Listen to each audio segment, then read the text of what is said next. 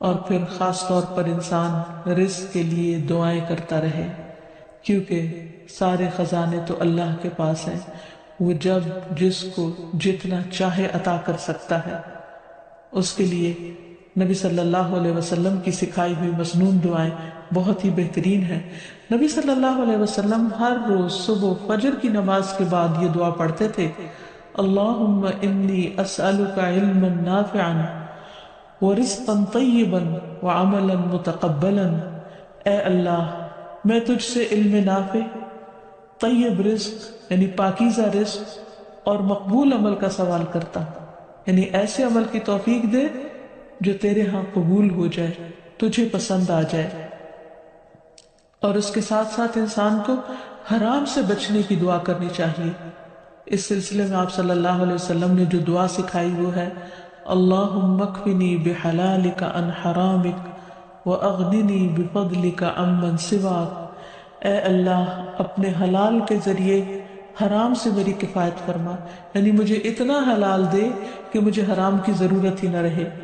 اور اپنی مہربانی سے مجھے اپنے علاوہ ہر ایک سے بے نیاز کر دے، یعنی مجھے انسانوں کا محتاج نہ کر، کسی اور کا محتاج نہ کر، صرف اپنے خزانوں سے عطا فرما۔ پھر اسی طرح خاص طور پر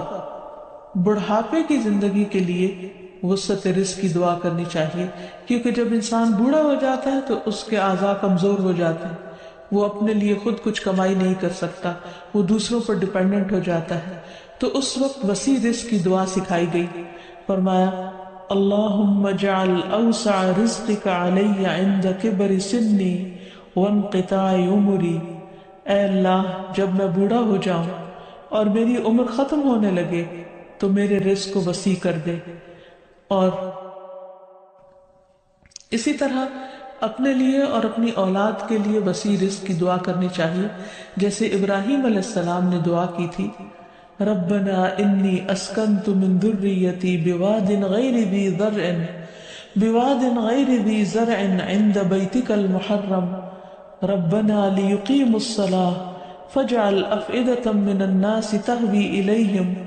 وارزقہم من الثمرات لعلہم یشکرون۔ اے ہمارے رب، بے شک میں نے اپنی کچھ اولاد کو اس وادی میں آباد کیا جو کسی کھیتی والی نہیں، تیری حرمت والے گھر کے پاس، اے ہمارے رب، تاکہ وہ نماز قائم کریں۔ سو کچھ لوگوں کے دل ایسے کر دے کہ ان کی طرف مائل رہیں، اور انہیں پھلوں سے رزق عطا کر تاکہ وہ شکر ادا کریں۔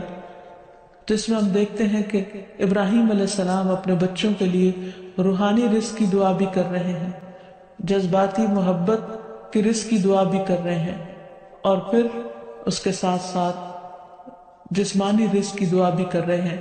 جو ہر انسان کی ضرورت ہے، اور اس میں سے بھی بہترین رزق یعنی پھلوں کے رزق کی دعا کر رہے ہیں، کیونکہ انسان کو اللہ تعالیٰ کا صرف رزق ہی نہیں مانگنا چاہیے، بہترین رزق مانگنا چاہیے۔ یعنی ایک تو سمپل سی دعا ہے اللہم ارزقنی،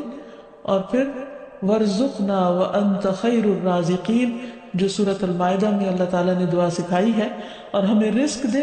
اور تو سب رزق دینے والوں میں سے بہترین ہے۔